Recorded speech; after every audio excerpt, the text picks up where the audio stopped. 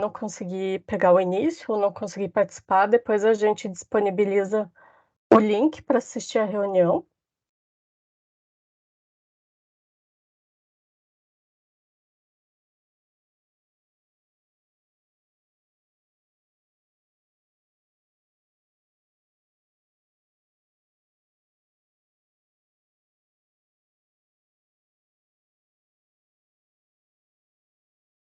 Tá gravando certinho, eu vou compartilhar a minha tela.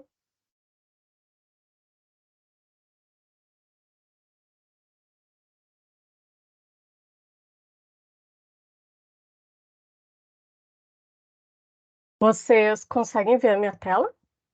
Tá compartilhando aí? Sim. Sim. Vou colocar em modo apresentação.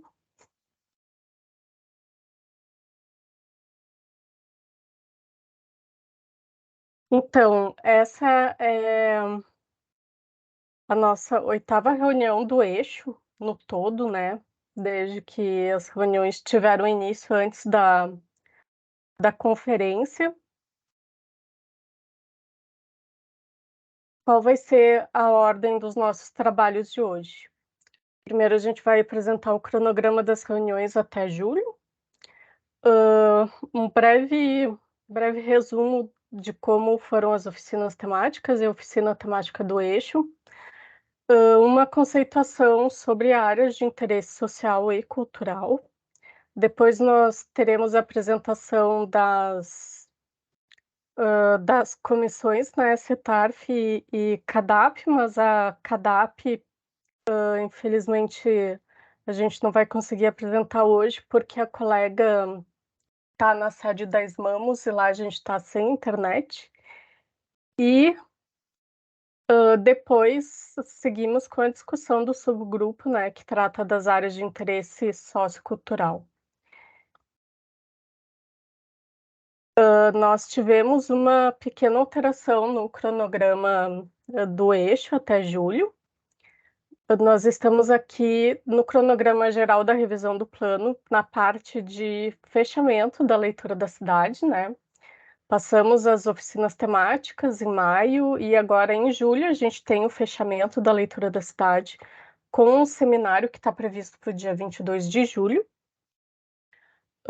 Nós tivemos a primeira reunião do subgrupo 1 das áreas especiais de interesse sociocultural ainda em maio, antes de iniciarem as oficinas. Mas como foi a primeira reunião que a gente teve, né, para tratar dos subgrupos, nós apresentamos uma metodologia,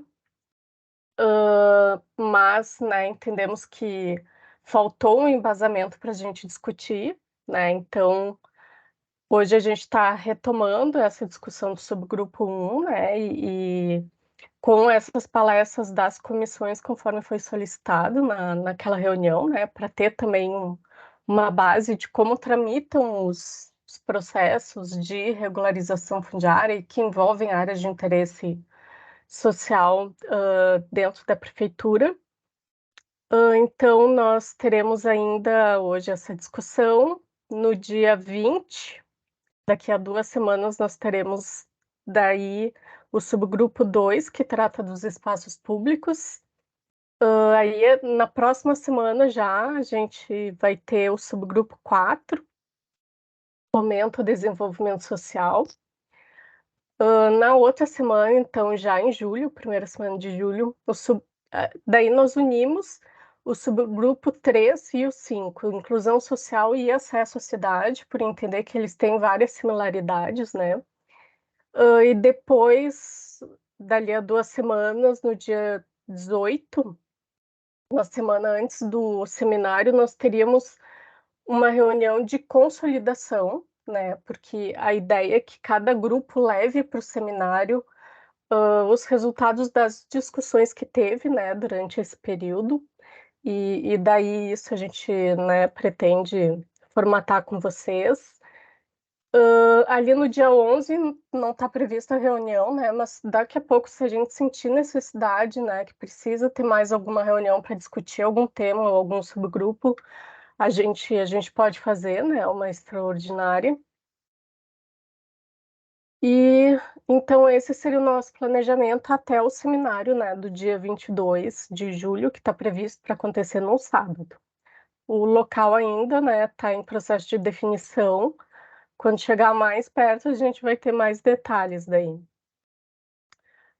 Falando um pouco das oficinas temáticas, né, que aconteceram ali entre 15 e 31 de maio. Acho que muitas pessoas, né, daqui participaram. As oficinas foram híbridas, né, aconteceram de forma online e presencial ao mesmo tempo. E, e eu vi, né, que algumas pessoas aqui do grupo participaram de forma remota e presencial também. Então, a oficina do nosso eixo, o eixo temático 1, Desenvolvimento Social e Cultural, aconteceu no dia 18, que foi uma quinta-feira, né? Nós tivemos 32 inscritos de forma presencial, 16 presentes, né, de forma presencial. Online foram 106 inscritos e 94 presentes de forma online, totalizando 110 pessoas, né, participando daquela oficina. Então, retomando, né, a conceituação do eixo desenvolvimento social e cultural, ele trata da relação entre o plano diretor e a promoção da qualidade de vida da população, envolvendo os temas da inclusão social e de acesso a direitos sociais. Questões relacionadas às populações em situação de vulnerabilidade, a perspectiva de gênero no espaço urbano e as manifestações culturais locais também fazem parte dessa discussão, bem como questões relacionadas a comunidades autóctones, habitação de interesse social e a regularização fundiária. Nós tivemos como palestrante o professor Carlos Leite, ele é arquiteto e urbanista, professor da, de pós-graduação em Arquitetura e Urbanismo da Universidade Presbiteriana Mackenzie. Ele é consultor de desenvolvimento de diversas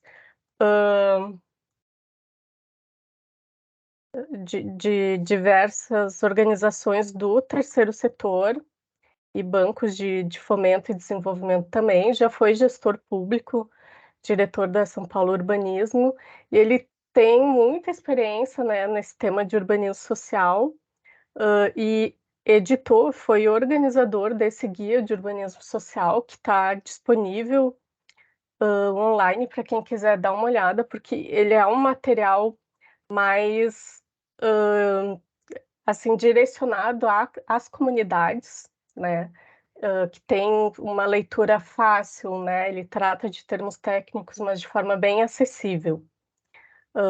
Que é uma coisa que, né, o Felisberto, conselheiro, sempre fala, né, da comunicação acessível, né, não tão técnica.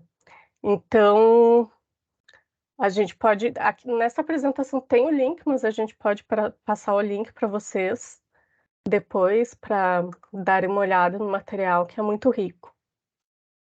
Aqui nós temos, então, o painel da nossa oficina online, né? Quem estava presencial participou de uma temática, de uma metodologia que foi diferente, né? As pessoas que estavam no presencial trabalharam primeiro, cada um esboçando suas ideias, e depois de forma em grupo, né? Elegendo uma ideia para ser trabalhada como uma proposta, né? Já no online, nós tivemos contribuições via chat, que foram agrupadas de acordo com as similaridades em alguns grupos, né? E depois selecionadas dentro de grupos que muitas vezes nós tínhamos propostas muito parecidas, né? O que abordavam as mesmas coisas. Então, o pessoal que estava na parte remota foi fazendo essa seleção, identificando as propostas que seriam mais abrangentes, né, ou mais adequadas de acordo com o tema. E daí foi feita uma votação, né, dessas propostas online, dentro das propostas online, dependendo da quantidade de propostas e de pessoas que a gente tinha na oficina online, às vezes eram votadas 4, 3, 4, 5 propostas, para depois serem votadas no todo junto com as propostas presenciais, que também dependendo do número de pessoas e dos grupos, né, presencialmente a gente teve 2, 3 até 4 propostas. E depois os 2 grupos em conjunto, né, faziam a sua votação para eleger uma proposta final. No nosso eixo, a problemática que foi apresentada, né, foi como podemos melhorar a alocação e qualificação da habitação na cidade, de modo a conectar as pessoas com oportunidades de desenvolvimento e geração de renda. E a proposta votada, né, que no total teve 43 votos, foi uma proposta que foi elaborada no presencial. E a proposta vencedora foi aperfeiçoar instrumentos tais como a venda de solo criado e as operações urbanas consorciadas, aumentando a arrecadação desses mecanismos para um melhor e maior custeio de projetos de regularização fundiária e de geração de renda, garantindo bairros completos com moradia digna, serviços, lazer e saúde às populações mais necessitadas. Como a gente falou nas oficinas, né, isso foi um exercício, né, para justamente instigar as pessoas a pensarem nas propostas e também fazer um exercício, assim, né, de todo mundo entender o que naquele momento seria melhor para a cidade, né? Não quer dizer que as demais propostas não serão consideradas, né? A gente já está trabalhando com a equipe dos estagiários que estão fazendo a tabulação de todas as propostas, né, que foram encaminhadas via chat, tudo, depois das que foram selecionadas, enfim, para a gente ter todo esse material que vai passar para a consultoria, que vai também levar em conta, né, tudo que foi falado na fase das propostas. Agora eu vou falar um pouquinho sobre a questão das áreas especiais de interesse social, né, uma conceituação, que é o tema que a gente está tratando. Nós temos. Catiane, Oi, pode Catiane, falar, não, Felisberto. eu tenho uma pergunta com relação à primeira parte da apresentação. Eu não vi ali aonde ficam os fundos relativos ao desenvolvimento social e cultural. Eu não sei se me passou, mas eu não vi se ficou debatido. Por exemplo, nós temos um Fundo Municipal de Habitação de Interesse Social. Aonde ele entraria aí? Qual daqueles subgrupos? É apenas isso. Obrigado.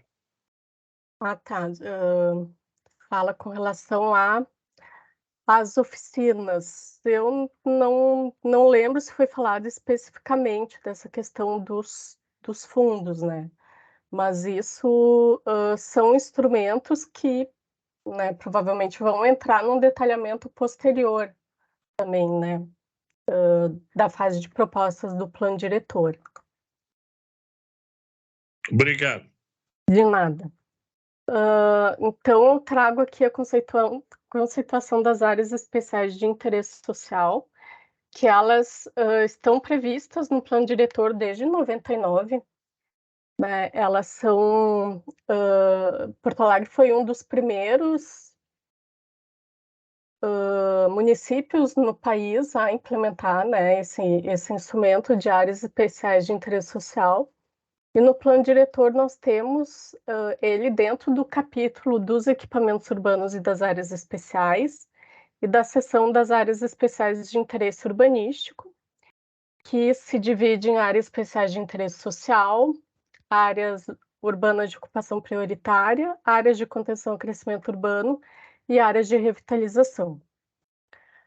Então, nós temos o detalhamento, né, das áreas especiais de interesse social, que fala daí dos tipos de áreas existentes, que são aquelas destinadas à produção e à manutenção de habitação de interesse social, com destinação específica, normas próprias de uso e ocupação do solo, compreendendo as seguintes situações.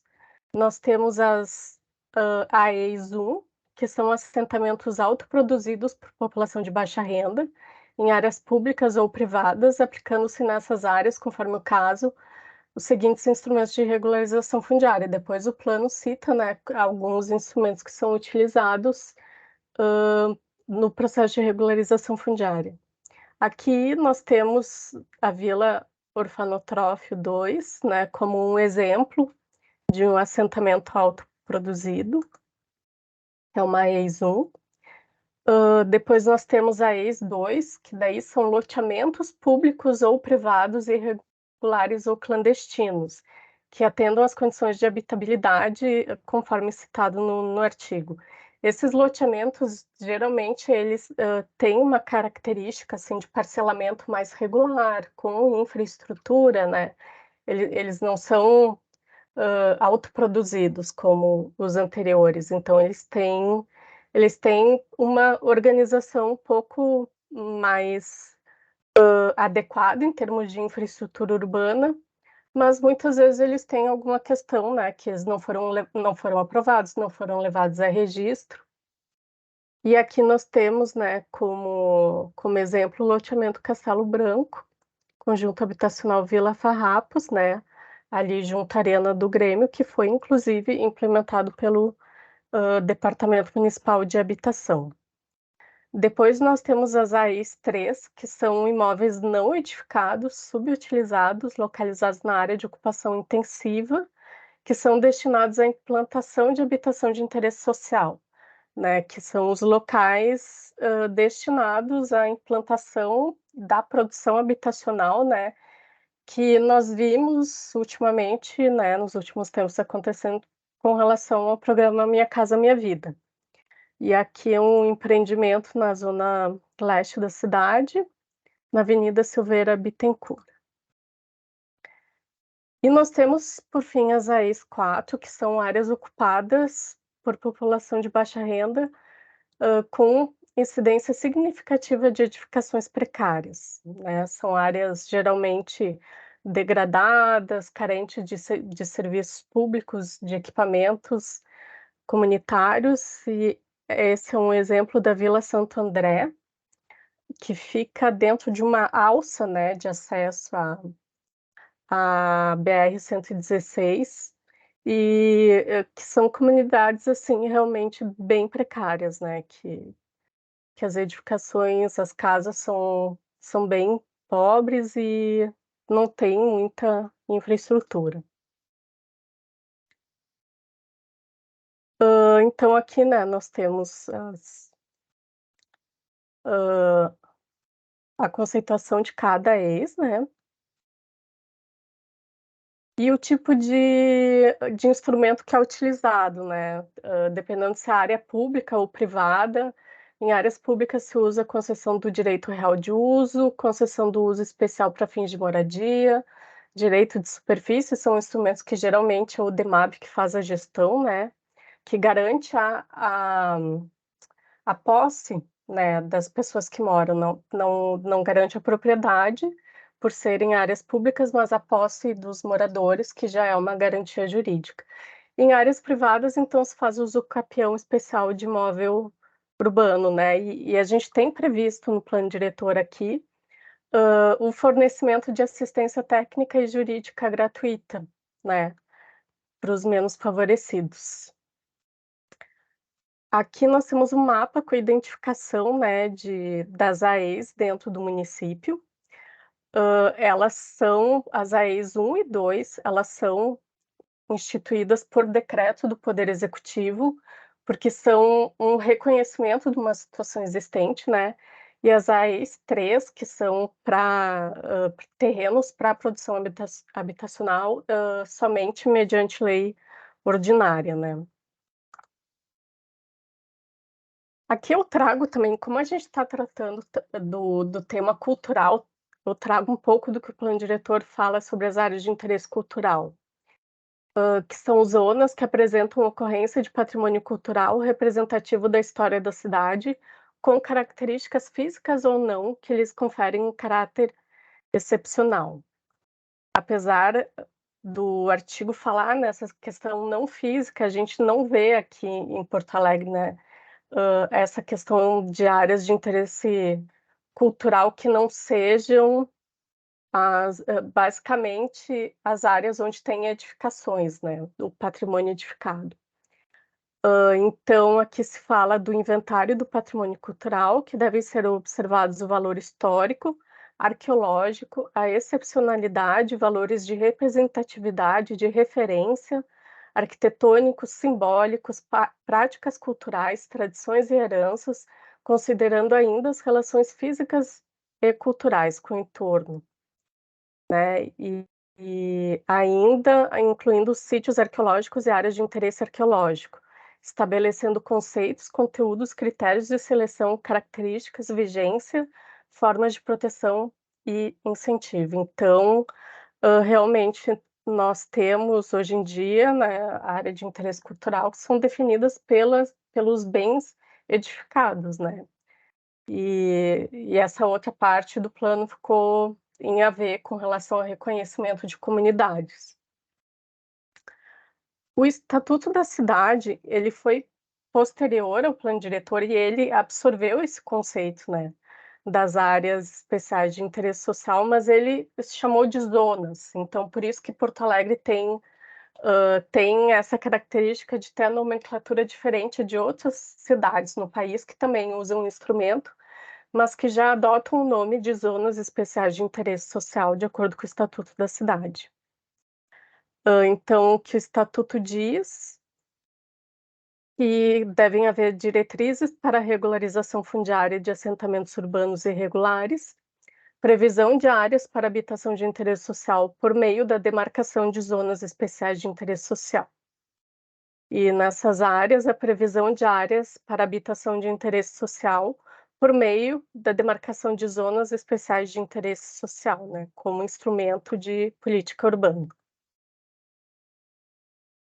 Eu trago também o conceito da Lei 13.465 de 2017, que trata da regularização fundiária rural e urbana. Essa lei considera núcleo urbano um assentamento humano com uso e características urbanas. E o núcleo urbano informal, esse mesmo assentamento, mas que possui característica de ser clandestino e irregular. E ainda o núcleo urbano informal consolidado, que é o de difícil reversão, considerados o tempo da ocupação, a natureza das edificações, a localização das vias de circulação e a presença de equipamentos públicos.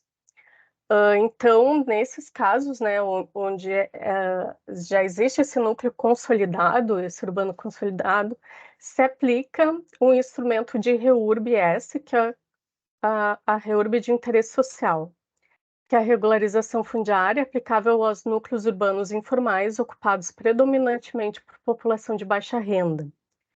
Depois a gente tem um outro instrumento também, que é a de REURB de interesse específico, que é destinado para outras populações que não as de baixa renda e para outras atividades e utilidades também de apoio, mas que não servem de habitação.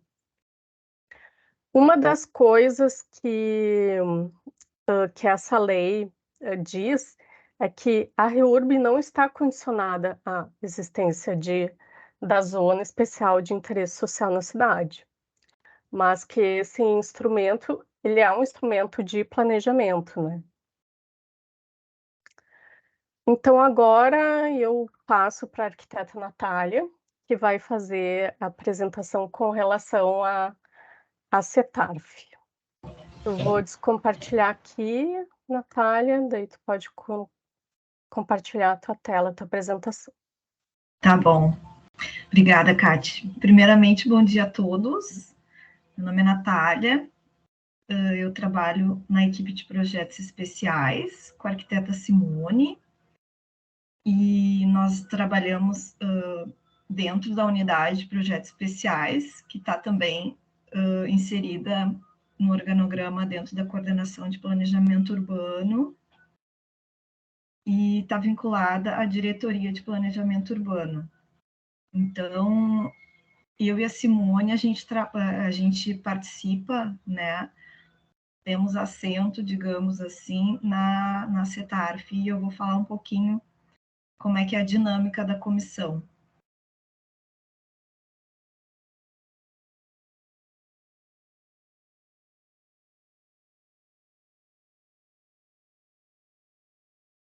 Está compartilhando já? Sim. Tá. Que aqui eu não consigo ver nesse aplicativo se eu estou compartilhando ou não. Então, a CETARF significa, né, Comissão Técnica de Análise de Regularização Fundiária. Ela foi instituída pelo Decreto 19.863, em outubro de 2017.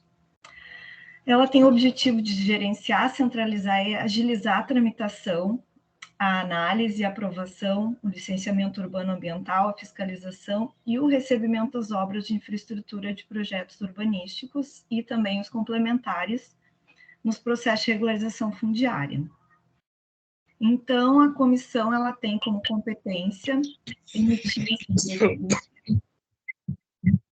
analisar e aprovar os projetos urbanísticos e os complementares, analisar e aprovar os parcelamentos do solo em ocupação e loteamentos irregulares, fiscalizar e receber as obras de urbanização, também de realizar as vistorias, providenciar as diretrizes urbanísticas e ambientais, elaborar e definir regime para a instituição de área especial de interesse social, elaborar termo de ajustamento de conduta e prestar orientação à comunidade, quando esta for responsável pela elaboração dos projetos de regularização fundiária, porque nem sempre os projetos de regularização fundiária vêm da comunidade, como agora eu vou mostrar para vocês.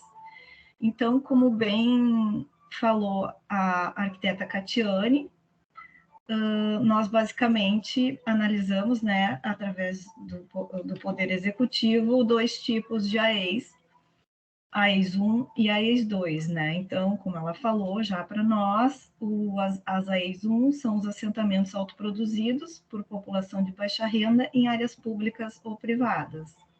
Aqui eu trouxe o exemplo da Vila Vidal de Negreiros. E as AEs 2, né, são loteamentos públicos ou privados irregulares, possui algum tipo de registro no município, ou seja, por algum motivo, né, podem ter entrado com parcelamento solo irregular, aconteceu alguma coisa e fez com que mudasse, né, essa questão, assim, ao longo do processo. Ou clandestinos mesmo, né, que não possuem nenhum tipo de registro e não respeitam nenhuma norma. E aqui um exemplo que eu trouxe é o Jardim Renascença. Então, falando um pouquinho assim sobre a CETARF, né, como é que chegam os processos na CETARF. Então, os processos, eles vêm através de 3 vias, né?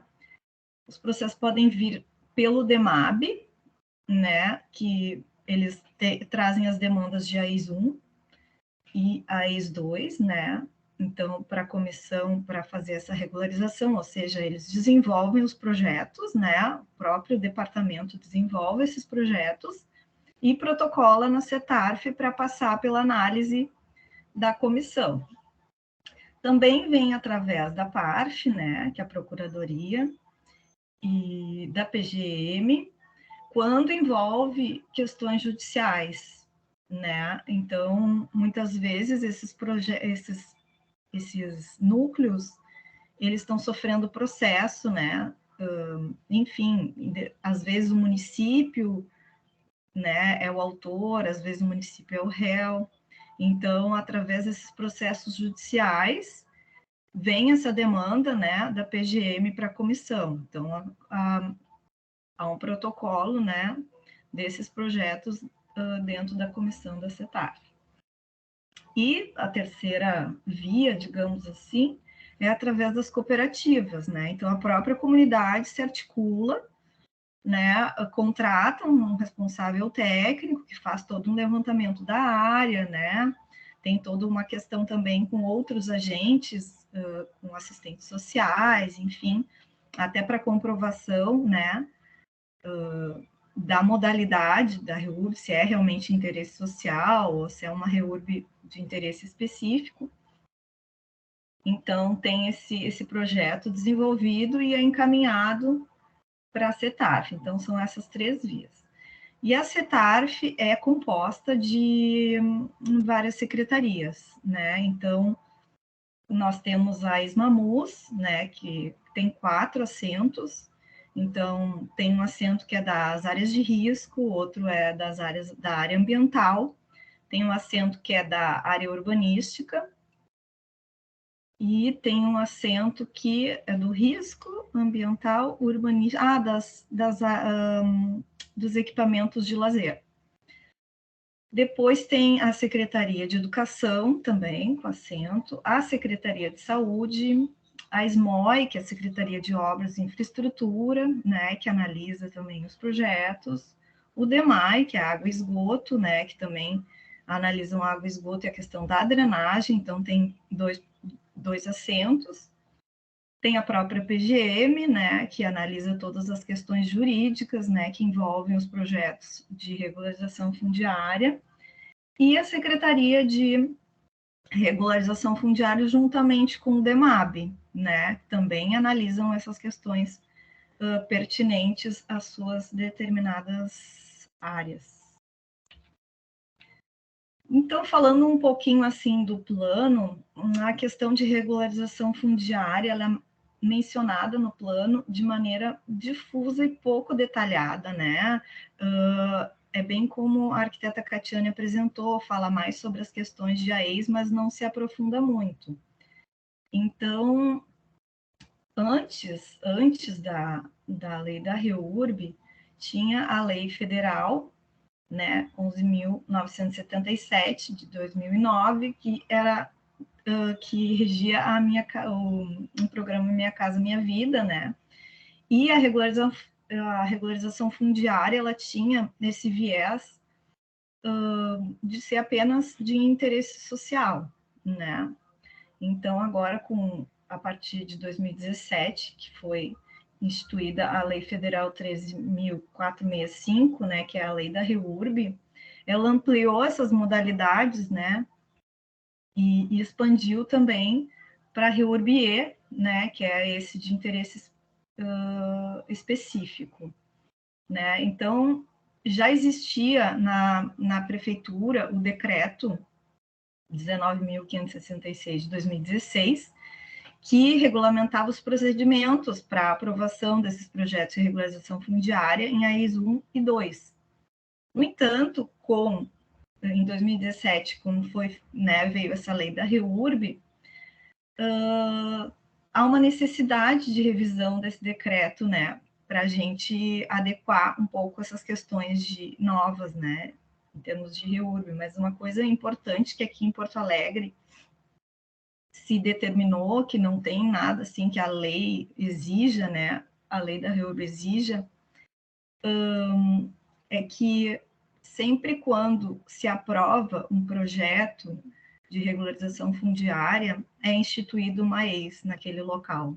Não há nada que obrigue, né, mas se entende por bem de legitimar aquele direito de alguma forma, né, de se definir também em termos de cidade, aquele território, aquele limite, como uma área de interesse social. Então, aqui falando um pouquinho mais assim sobre essas modalidades, né? Só uma pincelada geral, né? Então, só para mostrar algumas diferenças assim entre elas. Então, a REURB-S de interesse social, a infraestrutura essencial daquele projeto, né? E os riscos que, de alguma forma, as pessoas estão, né, ali passíveis de sofrer, né? E é a obrigação do município minimizar, né? Verificar as questões de infraestrutura essencial, né? Em termos, assim, até de de custos, né? Então, a prefeitura ela vai ter que arcar com os custos de implantação daquela infraestrutura essencial no momento que se instaura uma REURB de interesse social, né? E, de alguma forma, também minimizar aqueles riscos ou extinguir os riscos, né? Então, vai ter que ter obra, vai ter que ter investimento, quando se fala em REURB-S. Já a REURB-E, de interesse específico, a infraestrutura essencial, os riscos e as compensações urbanísticas e ambientais são obrigação do beneficiário, né? Porque se entende que aquele loteamento que ele está irregular, ele tem que, de alguma forma, né, dar uma contrapartida para o município, porque, afinal de contas,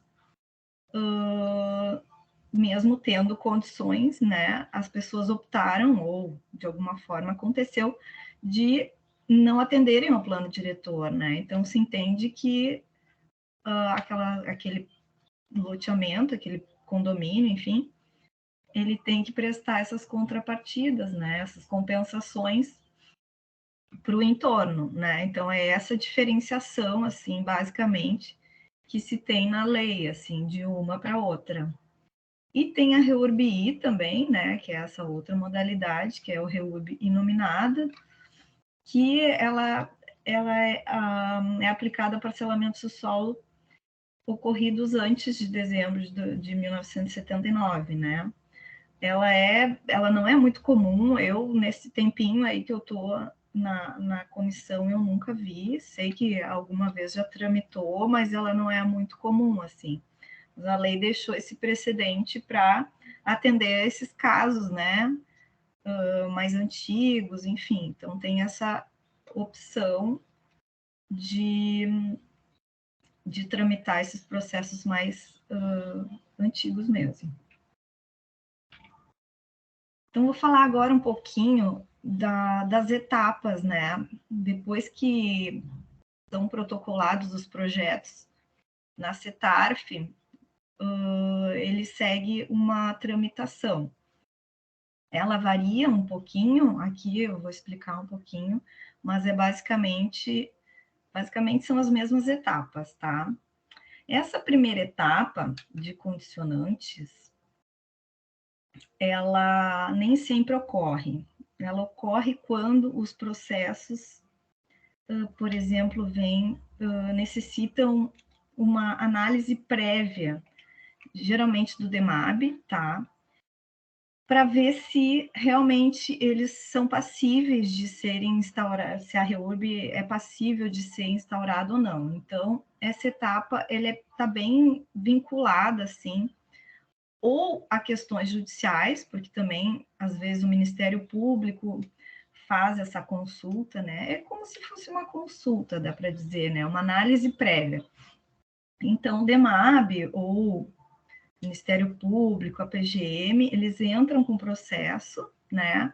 Protocolam um processo de regularização fundiária na CETARF, na etapa de condicionantes, para que a comissão faça uma análise prévia desses riscos e dos investimentos necessários com infraestrutura para verificar se é viável ou não, porque dependendo do que a comissão analisar, eles podem entender que, bom, não temos condições de arcar com essas despesas, então não temos como instaurar essa REURB. Então, eles, né, vão atrás dos recursos e entram em um momento oportuno, né? Então, essa etapa de condicionantes, ela nem sempre ocorre, tá? Ela é uma exceção, digamos assim. Então, a instauração da REURB, assim, oficialmente, ela seria a etapa inicial, assim, do projeto de regularização fundiária. Então, na instauração da REURB, é onde todas aquelas secretarias verificam, né, os requisitos mínimos para que aquele projeto possa seguir a sua tramitação ou não. Então, se a comissão entender que aquele projeto ele é viável, né, ele atende esses requisitos mínimos, o projeto toca, né, segue adiante. Ou seja, não, mas basicamente assim, ó, a comissão dá o parecer, né? Quem vai efetivamente analisar se o processo segue a tramitação ou não é a SMARF, né? Que é a Secretaria de Regularização Fundiária. Então, a instauração da REURB, né? Essa análise de instauração da REURB, ela é técnica. Então, todas aquelas secretarias dão seus pareceres técnicos e encaminham, né, os seus pareceres para a Secretaria de Regularização Fundiária, que é quem efetivamente, né, é competente para definir se essa REURB vai ser instaurada ou não vai ser instaurada, né? Então, após a instauração, né, se define esse perímetro, né, da REURB, né, é publicada no Diário Oficial essa instauração, então ela, né, tem esse caráter legal. A partir do momento que ela já está instaurada, né, se passa para outra etapa, que é a etapa de diretrizes, é onde também todos os membros da comissão fazem uma análise preliminar, né, e dão orientações do que é necessário para que se desenvolva aquele projeto de regularização fundiária, né? Então, cada um, dentro das suas competências, solicita que sejam apresentados determinados elementos para que possa ser desenvolvido aquele projeto naquele local. Passada, então, a etapa de diretrizes, se entra com o projeto de urbanístico, né, de regularização fundiária propriamente dito. Então, nesse projeto, devem ser apresentados todos os elementos solicitados por todas as secretarias, os membros envolvidos, né? Então, é uma análise muito mais complexa, muito mais detalhada, né? Então, enfim, toda a análise de drenagem, de esgoto, de água, né? Canalizações pluviais, urbanística, questões ambientais, né? Questões legais, enfim. Tudo tem que estar representado naquele projeto, né? E submetido à análise, né? Então, todas essas etapas, elas geram pareceres, né? Sempre quando tem essa etapa, a comissão se reúne e emite pareceres. E ao longo dos processos, né, do processo de PURF, né, que é o projeto urbanístico, também é solicitada que o requerente faça algumas alterações, né? De repente, a pessoa não apresentou todos os elementos que foram solicitados, né, para ela. Então, a comissão solicita, né, através de um termo de comparecimento, que se faça adequações naquele projeto. Então, né, as pessoas vão analisando e emitindo os seus comparecimentos. Aí o requerente vai atendendo, né, passa por uma nova análise, então é bem comum que o processo faça esse caminho, né, se devolva para o requerente, do requerente também protocola novamente, né, essas alterações, então é bem comum, assim, que haja esse vai e vem, digamos assim, do processo, né? Então, após a aprovação do projeto de urbanístico de regularização fundiária, são emitidas, então, as certidões de regularização fundiária, que isso é feito lá na Secretaria de Habitação, já não é mais aqui, né, digamos assim, na comissão, já extrapola os limites da comissão, né, então já é mais no âmbito da Secretaria de Regularização Fundiária. Então, eu trouxe aqui para vocês, assim, basicamente, a análise aqui dessa segunda, né, primeira/segunda etapa, né, que seria a primeira etapa, assim, padrão, digamos, né, dos encaminhamentos dos projetos de regularização fundiária, quais são os critérios para se instaurar ou não se instaurar a REURB, né? Então, assim, o que é analisado nesse primeiro momento pela comissão? É o marco temporal, né, para ver se realmente o projeto atende, né, a data da lei, né? Então, tem que estar dentro desse marco temporal, que é 2017, são projetos que Os núcleos têm que estar consolidados a partir dessa data, né? Então, também, outro critério é o núcleo urbano consolidado, né? Que como a arquiteta Catiane já tinha mostrado ali na lei da REURB, a lei exige que seja analisado o tempo da ocupação, né? A natureza das edificações, analisado também as vias de circulação, se elas estão minimamente adequadas, né? E a presença de equipamentos públicos. Então, se realmente o núcleo está consolidado e ele é de difícil reversão, né? E outro critério seria a infraestrutura essencial, né? Se aquele núcleo tem água potável, se tem sistema de coleta ou tratamento de esgoto, não precisa ser necessariamente ou seja, a tubulação pode ser sistemas alternativos, né, de tratamento de esgoto, não necessariamente via direta, assim, né? Se tem rede de energia elétrica e se tem soluções de drenagem que faça com que aquele núcleo tenha uma qualidade mínima de habitabilidade.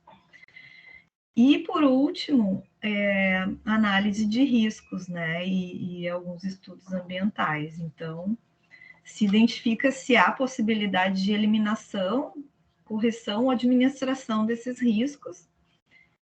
E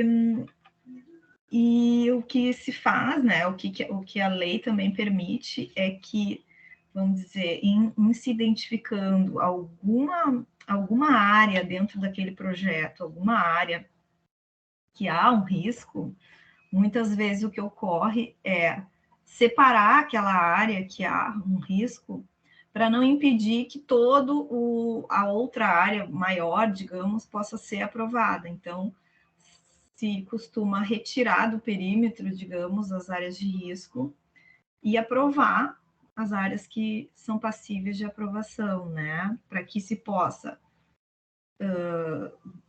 alterar, ou seja, corrigir, né, esse território e aprovar a posteriori, né? Então, essa identificação dos riscos não inviabiliza a instauração da REURB, né? Não é, se for só por isso, não se impede que a parte que se identifica que não há riscos possa ser aprovada. Então, é basicamente isso, assim. Eu vi que o Felisberto levantou a mão, não sei se alguém mais tem alguma pergunta, mas é basicamente isso, assim, foi só uma pincelada geral, um apanhado geral de como a comissão trabalha. Eu acho que é isso, Kátia. Obrigada, Natália. Acho que a gente pode passar, né, para o Felisberto, que é o primeiro inscrito, e depois quem mais quiser questionar alguma coisa desse processo, fazer alguma complementação, fiquem à vontade. Obrigado. Novamente, bom dia a todos e todas. Eu fiquei com algumas dúvidas e já com alguma experiência no CMDUA, né, no Conselho Municipal de Desenvolvimento Urbano Ambiental, bem como nesse processo de regularização fundiária de várias áreas da cidade, minha experiência lá com o Jardim das Estrelas, que tem toda a infraestrutura necessária, desde esgoto, água, luz, né, pavimentação, toda a área, né, e até hoje não tem a sua área regularizada, não se tem a entrega dos títulos, né? Porque, na verdade, a área ainda continua em nome da cooperativa habitacional, né? Eu estou dando esse exemplo porque tem áreas que necessitam, por exemplo, de uma identificação e aí vai um pouco ao encontro das AEs, né, que precisa ter definido o território, a sua abrangência ou a sua possibilidade de regularização, porque muitas vezes elas não têm condições de pôr água, nem esgoto, nem qualquer outra necessidade básica para melhorar a qualidade de vida, porque muitas vezes se diz a área é irregular, não vou lá, não coloco água, né? Então, me parece muitas vezes que quanto vai a uma análise dos critérios, por exemplo, de água, luz, né? Muitas vezes a comunidade não tem o projeto, né, Natália? Então, como trabalhar com isso, fazer com que as comunidades possam também apresentar os seus projetos e ser atendidos nas suas demandas, né? Nós temos 800 loteamentos, áreas irregulares na cidade, e esse mapeamento tem que ser demarcado no mapa da cidade. E nós estamos na leitura, no fechamento da leitura. Então, me parece que essa questão deve ser também trabalhada com as regiões de planejamento, né? Eu não vi, posso estar enganado, mas eu não vi nenhuma área especial de interesse no centro, né? Então, posso estar enganado, viu, Catiana? Eu não vi ali, não, no mapa aquele, tá? Então, eu entendo que é importante que a gente tenha esse olhar para as regiões e possa debater com os conselheiros e com o fórum de delegados, né? Essa é a primeira observação. A segunda observação é como nós podemos participar nessas comissões, né? Quando se tem uma análise de uma regularização numa determinada região de planejamento, por que o conselheiro não pode participar, né?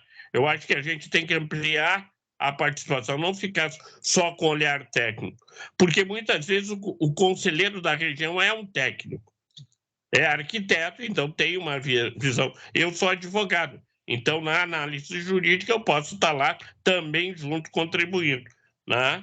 Então eu penso como que a gente pode melhorar essa dinâmica, essa metodologia de análise do processo, porque existem muitas áreas que já têm a infraestrutura e que infelizmente não consegue regularizar, né? E qual o critério de seleção dessa área? Quem determina? Há uma discussão com o conselheiro da região.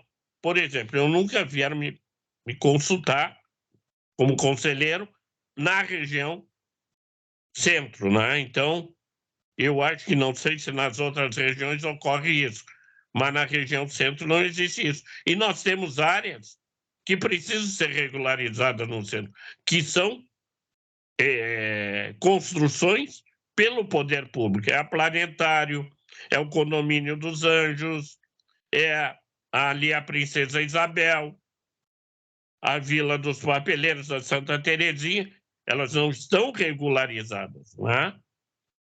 Pelo menos me parece essa dúvida.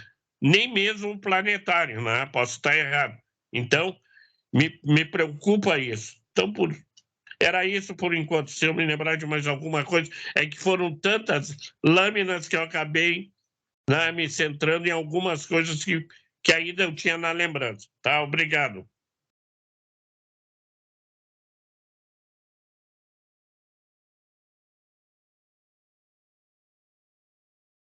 Natália, quer responder algumas questões? Sim, posso falar. Felisberto, eu acho que é bem pertinente isso que tu está falando, né? Eu acho que os conselheiros têm que estar sempre envolvidos, né, nessas questões tão importantes né, como a regularização fundiária. Eu sei que essa parte, assim, o que acontece, assim, a CETARF, como eu mostrei ali, é uma comissão que ela recebe os processos, né? Ela não propõe a proposta, vamos dizer assim, quem mapeia essas áreas a serem regularizadas ou que necessitam infraestrutura, né? Através do DEMAB, eu sei que eles estão fazendo esse trabalho, né? Como a demanda é gigante, eles elegem prioridades e vão atacando essas prioridades, e o que facilitou muito também foi essa criação da Secretaria de Regularização Fundiária. Então, eles estão trabalhando bastante nessa questão. É uma das prioridades de governo aqui, realmente essas comunidades sejam regularizadas, né? Então, a gente está tendo um movimento forte com relação a isso, mas infelizmente é muita área e não, a gente não dá conta, né? Mas eu acho que é bem pertinente que agora no plano se revise essa questão da participação da sociedade e talvez uma maior ênfase aí para os conselheiros acompanharem mais de perto esses processos que estão em tramitação, né? Acho que é isso.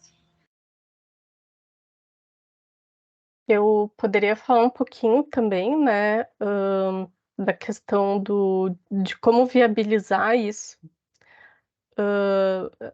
A gente trouxe na oficina, né, a questão do urbanismo social, que, que é uma coisa que não é muito aplicada aqui em Porto Alegre, mas São Paulo trabalha bastante com isso. E o que acontece?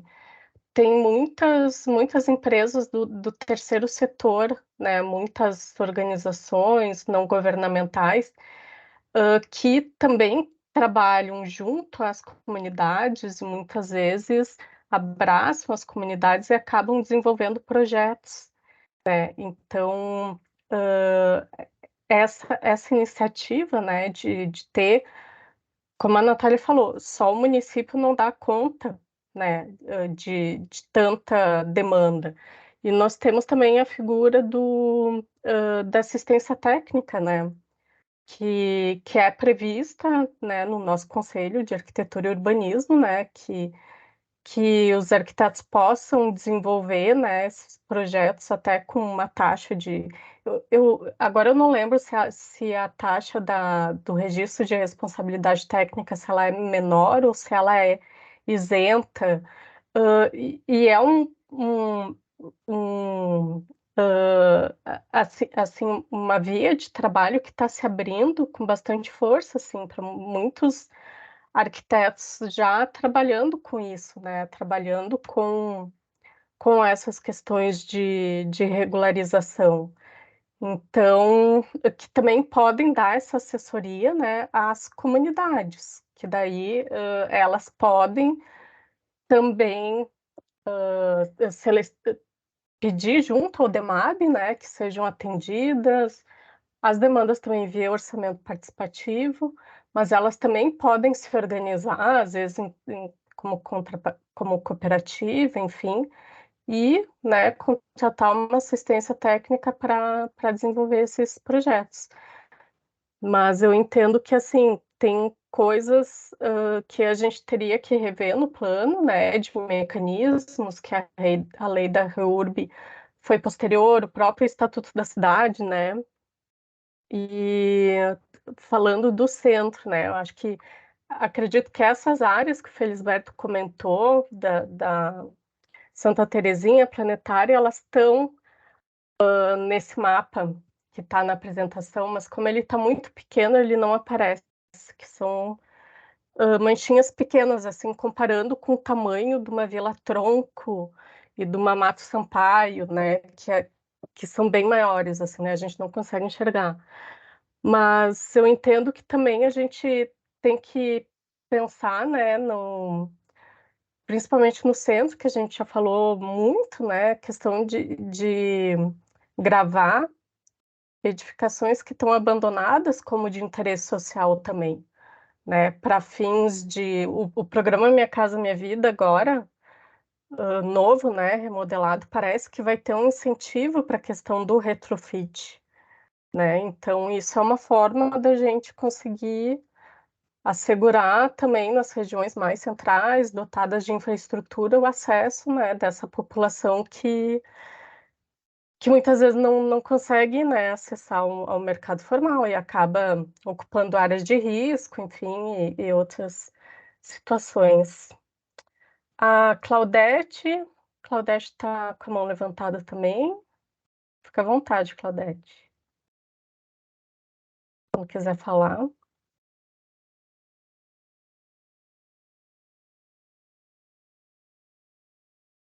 Claudete, não sei se tá falando, baixou a mão, porque não te ouvimos ainda. Eu estava tentando abrir aqui o Agora microfone e me organizar. Achei que estavam me ouvindo, mas não aqui. Bom Agora dia a sim. todos e Bom todas. dia. Acho que abri a minha câmera aqui agora também, né? Eu acho bem importante essas questões e trazer essa base inicial que a Natália trouxe, na verdade, né? Que é o organograma de funcionamento, né? E a conceituação daquilo que está previsto no nosso plano, né? Eu acho que já foi abordado algumas coisas pelo Felisberto, como é que é feita essa gestão democrática, né? Aonde que está a gestão democrática, como é que ela vem ser? Porque é isso, nós estamos fazendo um diagnóstico, né? Como que ela está sendo efetuada e como que ela deveria estar sendo efetuada, né? E aí eu me pergunto, assim, eu acho bem importante o esclarecimento que tu fizeste, Catiane, no sentido, olha, quem está, ou foi a Natália, não sei, olha, quem está verificando esse levantamento do mapa da irregularidade, das demandas, é o DEMAB. Então, acho que seria muito importante a gente ter uma conversa essa com o DEMAB para colocar quais são as demandas, qual é o tamanho das nossas demandas, onde é que está a nossa irregularidade. Assim como o Felisberto, eu também olhei no mapa e fiquei pensando, cadê as AEs do centro? Por que no centro não tem AEs? Ah, estão pensando em gravar prédios vazios? Sim, devemos. Nós temos, pelo que se diz na mídia, mais de 800 vilas irregulares, né? Mas onde que elas estão mapeadas? Qual é o nosso planejamento, qual é o critério de inclusão na REURB? Porque o critério de inclusão na REURB não pode ser só aquela que eu consigo titular e não preciso fazer nada de urbanístico, né? Que não precisa de intervenção, né? Porque a gente acaba ficando muito na titulação, né? E foge da regularização que a gente precisa fazer, né? Fiquei pensando ali também quando a Natália falou nas contrapartidas na comunidade, fiquei pensando, se o povo já foi para uma área irregular e não tem condições de botar uma água, como é que ele vai fazer uma contrapartida? Que tipo de contrapartidas são essas? Então, eu gostaria de saber, né, mais informações, além dessa base conceitual, assim, quais são os problemas que vocês vivenciam no dia a dia, né? O que está faltando? O que precisa, o que poderia ser melhorado? Né? Então, quando eu peço, olha assim, eu gostaria de ver o mapa, de ver o material, é isso para a gente poder pensar junto, identificar, olha, onde é que está o problema? Por que está se concentrando daqui um pouco um mapa de irregularidade na Zona Norte? O que acontece nessa região que as pessoas estão se colocando lá? Né? Por que está se expandindo para tal? E isso faz parte da gente olhar, né? Se a gente não tem essa informação, a gente vai no nosso senso comum, né? Naquilo que a gente trabalha, mas a gente precisa dessa informação. Ele está sendo montado, sim, mas a gente precisa discutir isso, daqui um pouco conversar mais com o DEMAB para verificar quais são os critérios, como é que estão sendo feitos, quais são as áreas, por que umas gravam e outras não gravam, ou seja, a gente só grava aquela que está sendo efetivada, aquela que precisa realmente a gente não grava. Né? Porque a gente tem que mapear e identificar já essas áreas, porque aí é que a gente parte o nosso planejamento, né? E temos que estabelecer também critérios, não pode ser apenas um critério orçamentário ou político. A gente retira do mapa o risco e o que a gente faz com o risco? Deixa as famílias lá? Né? Outro dia eu até fiquei me perguntando, eu vi no noticiário que o DEMAB estava notificando as famílias que estavam em área de risco. A minha pergunta é, sim, está notificando, e as famílias vão fazer o quê? Vão resolver seu problema sozinho? Qual é o papel do município nessa ordenação da cidade? Né? Por que as pessoas se colocam em áreas de risco? Então, acho que isso tem que fazer parte da nossa discussão. Então, acho que seria bem importante trazer esses outros dados, informações e números para a gente poder analisar e ver, olha, que caminhos, quais são os instrumentos que nós temos hoje no nosso plano diretor e quais que estão sendo utilizados? Arrecadação de bem vago, IPTU progressivo, o que tem que está sendo utilizado? Né? Não estão. Por que não estão? Eu acho que a gente deveria, daqui um pouco, fazer esse trabalho, essa reflexão, porque aí sim nós conseguimos analisar e verificar, porque senão a gente fica no espelhamento daquilo que é o ideal, porque eu vi lá que em Copenhague está fazendo isso e eu vou copiar, mas eu não tenho conhecimento, na verdade, daqui um pouco da minha realidade. Né? Eu estou me espelhando numa outra coisa. Então, acho que seria importante isso.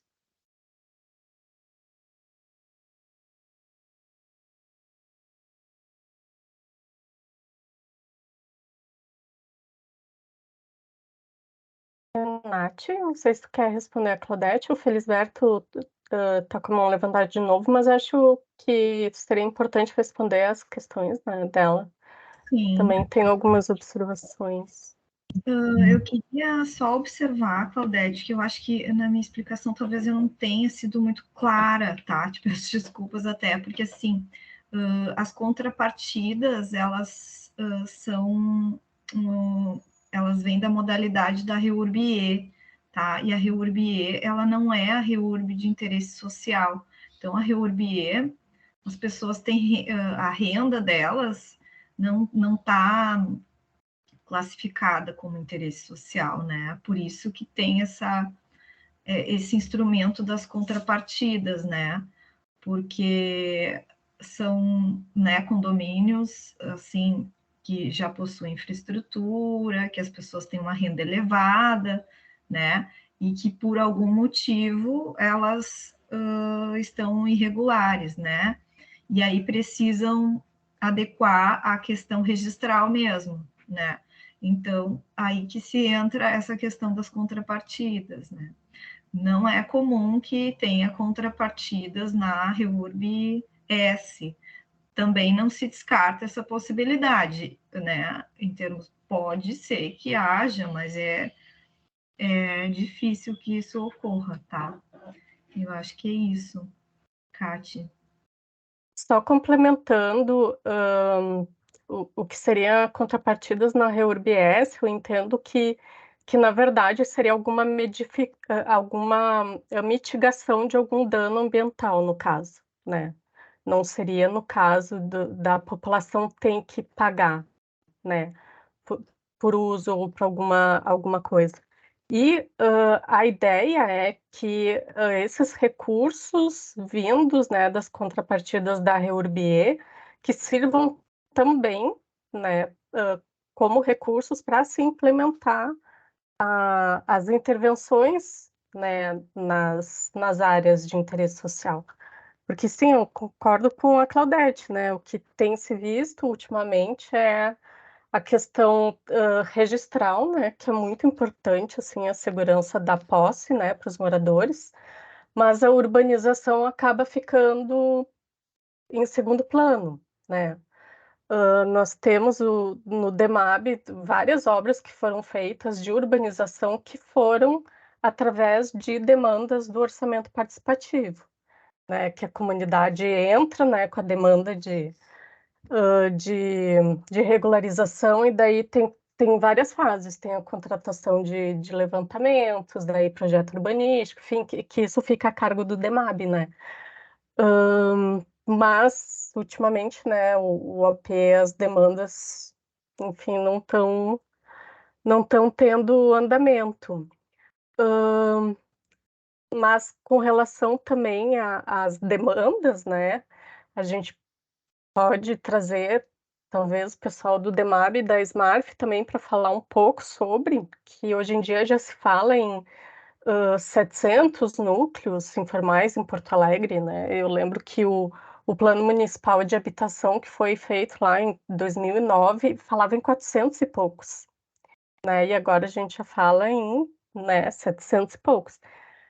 Mas nós temos alguns levantamentos recentes que ainda não foram, né, incorporados a essa visão toda da cidade, que é um levantamento do IPEA, da Pesquisa de Núcleos Urbanos Informais, que foi feita pela URGS, né, que eu lembro que a SMARF deu alguns subsídios para eles fazerem esse levantamento. Foi feito coordenado pela professora Helenisa e a Lívia Piccinini, que eu até acessei o site, aqui eu coloco o link no nosso grupo também depois.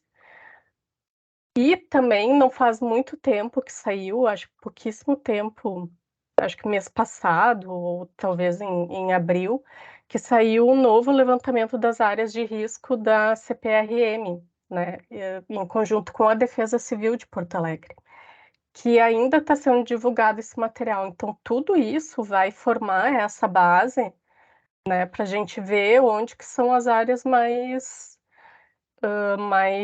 mais complicadas, mais sensíveis, né, porque eu entendo que o planejamento teria que trabalhar também nessa priorização, vendo quais são as comunidades que realmente têm mais risco, né, mais, né, que são mais carentes mesmo. E tudo isso, né, fazer parte da visão do todo da cidade. Mas passo de novo para o Felisberto, que está com a mão levantada. Obrigado, Kátia.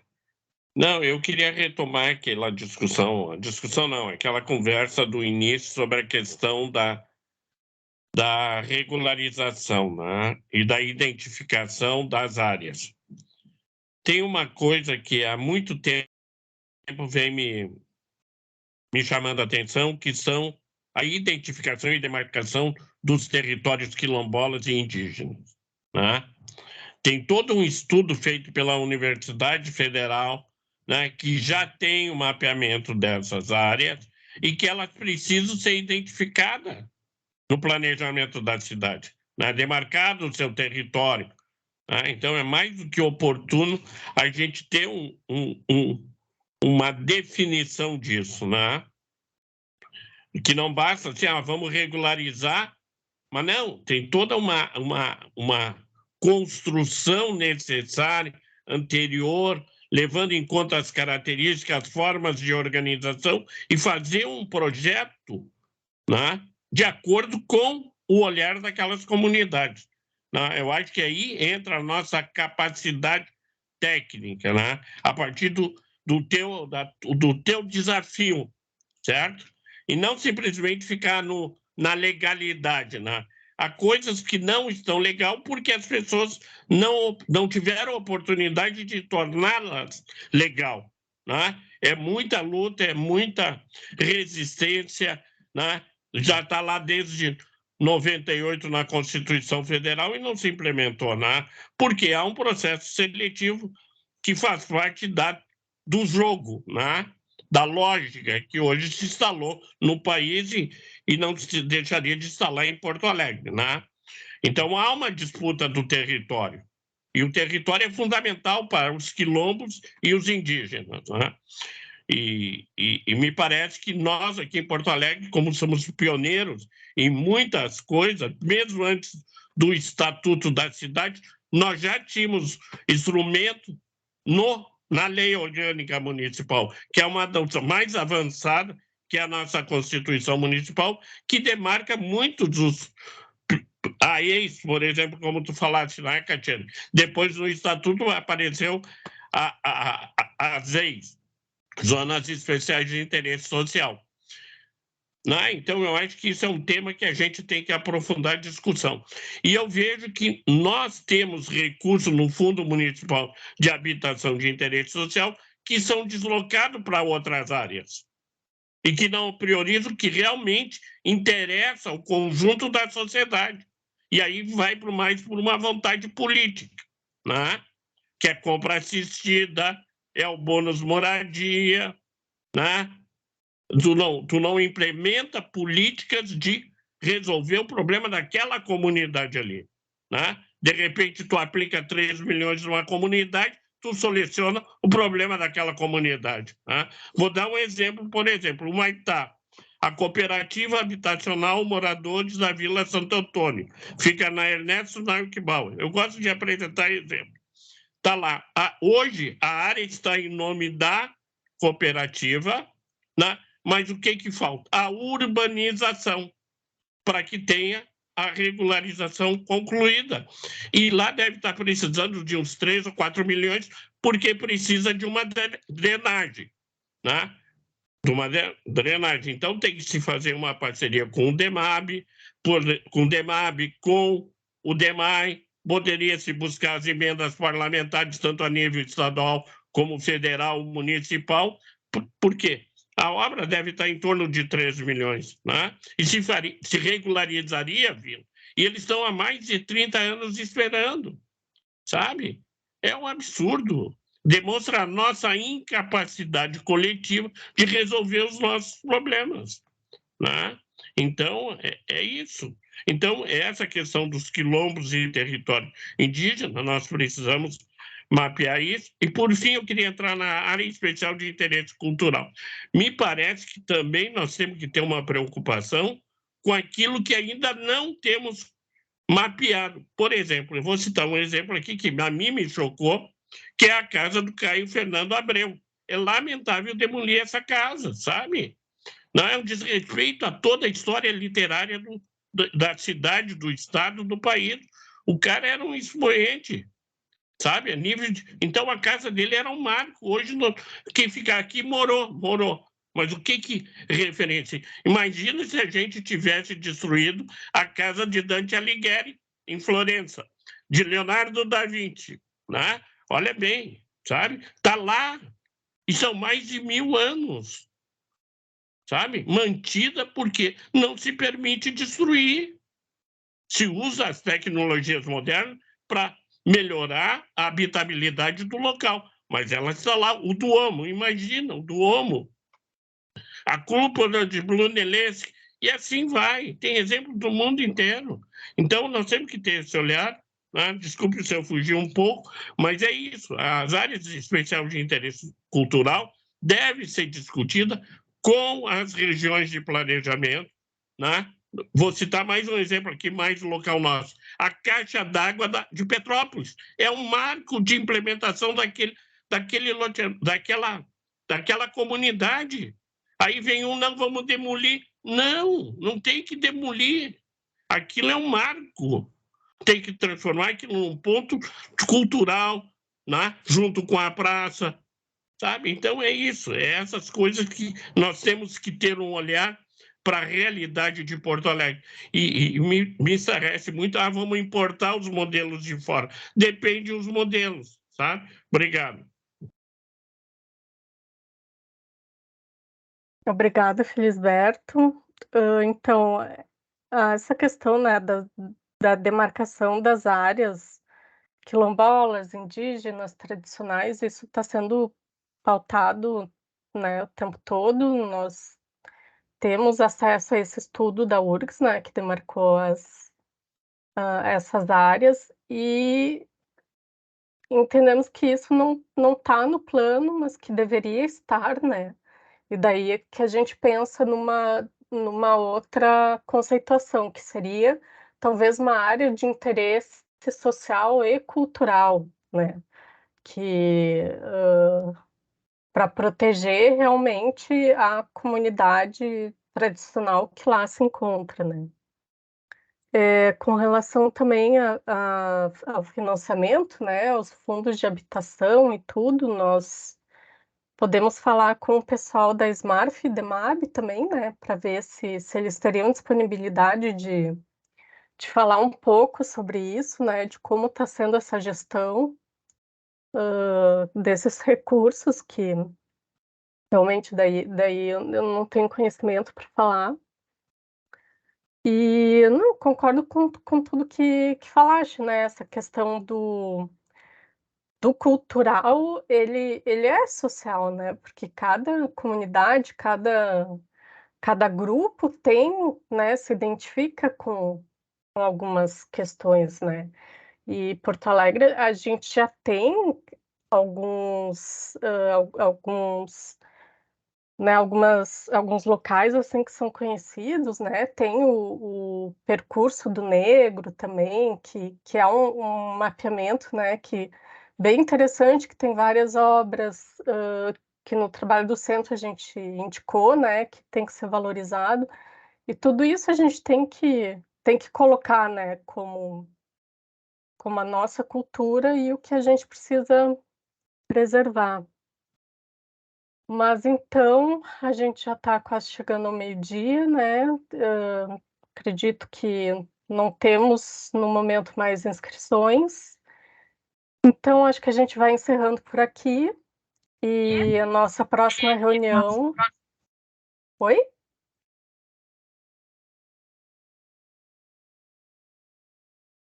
Não, alguém falou, não consegui ouvir. Alguém abriu o microfone e fechou. Mas a nossa reunião, a próxima reunião é daqui a 2 semanas, então, né, A gente vai se organizar para sempre tentar trazer alguém para falar um pouco sobre o tema, né? Como veio a Natália hoje, que acho que foi super importante para dar uma conceituada, assim, pelo menos, do que no momento o município trata das questões, o que a gente tem de políticas, né? O que seria relevante abordar no plano diretor. A Selma levantou a mão, gostaria de falar, Selma? Então, eu só queria comentar, se quiser, já deixar agendada a apresentação da CADAP para a próxima reunião, né? Pode ser, se ficar bom para ti, para nós, ótimo, né? Porque eu acho que a internet não nos boicotar. Ficaria daí para o dia 20 de junho, né? Tá. Porque daí a gente já vai falar também sobre equipamentos, né? E a CADAP como já pensa, né? Nessa questão de parcelamento do solo e equipamentos, acho que é importante também a gente já trazer esse debate. Ok, perfeito. Obrigada, então, Selma. Então tá, obrigada, agradeço a todos. Então a gente vai. Os encaminhamentos do chat já foram anotados, a gente vai passar para vocês depois, quando já tiver tudo, quando tivermos os registros. A apresentação de hoje vai ser encaminhada no grupo ali depois, é isso, Tatiana? Sim. Uma parte já foi encaminhada, né? Que eu encaminhei com a parte das AEs ali, parte inicial. Mas daí eu vou pedir para a Natália disponibilizar também a apresentação dela.